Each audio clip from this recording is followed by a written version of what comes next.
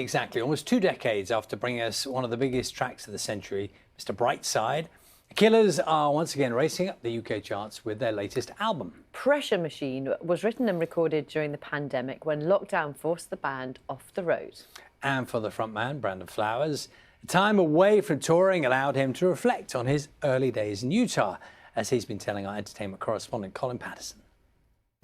Brandon Flowers, a new Killers album, Pressure Machine, but very different. It is all about where you grew up in your early teens. So take us to Nephi. A lot has been made about the Killers in Las Vegas, and I'm an ambassador for Las Vegas, but I think maybe people don't realize that I did spend my formative years in this very small country rural town in Utah.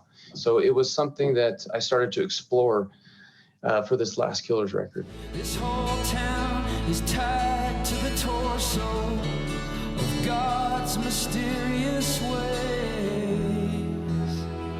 I guess it sounds so redundant talking about COVID, but it happened because of COVID. We were about to embark on a world tour for Imploding the Mirage, our last record, when everything got shut down.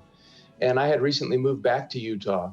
And so I was surrounded with, the same geography, and a lot of my senses were getting awakened, and I was remembering that time in that small town. And the people were talking about being isolated and quarantined, and those feelings that I had as a teenager in that town also started to bring back those memories. And I think it just became impossible for me not to write about it. It's just small town feeling, and there are people in town that love me and people in town that hate me. One thing that makes this feel like an album is that before and after every track, there are what sounds like real voices. Can you tell us about them? We talked about this record almost being like a documentary of this town. And so how great would it be to hear these people's stories and voices and accents? And so while mastering the record, we sent someone from a public radio place in Salt Lake City down to Nephi, and they just interviewed anybody that would, talk into the mic. And it was so last minute that I thought, I'm not sure that I love it or not. And now I just can't imagine the record without it. all right, well, I'm 26, so I've lived here for 26 years. I married my high school sweetheart.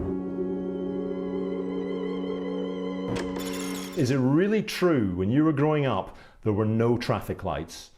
No traffic lights, no. All those cliches, everybody knows everybody's business, and it was all of that. How easy was your driving test then? It was, it was pretty easy. I lived 2 blocks from the teacher, and we were all just, it was a tight-knit community. And when I look back at it now, I have, a lot of fond memories, and I'm really grateful for my time there. It's hard to sing about small-town America without some comparisons to Bruce Springsteen. But earlier on this year, you got to team up with him for a cover version of one of your own songs. A Dustland fairy tale became Dustland. It's a highlight of our career. I mean, it was such a treat to have him, not only want to do one of our songs, but to participate in the way that he did. And, it was such a strange year, and it just put a little bit of a silver lining on it for us, for sure. And he got in touch with you by text message. What was that moment like? It's not something that I get used to. A lot of these people that you idolize and that you hold in such high regard, it's difficult to have that connection with them on a more human level. What have you stored him in your phone as? What name have you gone for? I finally did. Yeah, I didn't have him in there. Now I think it says the boss. See, that's what we were hoping for. Earlier this year, Mr. Brightside spent its 5th year in the UK Top 100. What is your theory as to why that has become the song that's been longest in the British charts? Yeah, it's strange. It's strange. I don't know if I have a theory. I was trying to write an answer to Don't Look Back in Anger. But don't look back in anger, I heard you say. And so it's pretty incredible that the song has snowballed and become what it's become.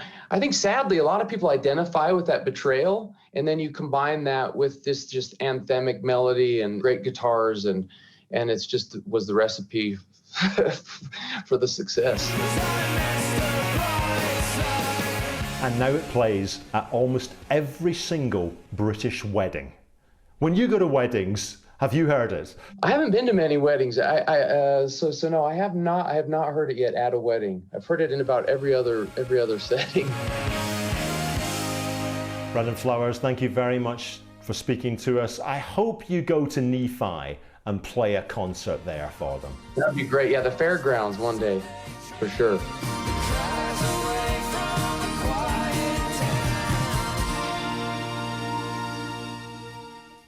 You're watching Breakfast.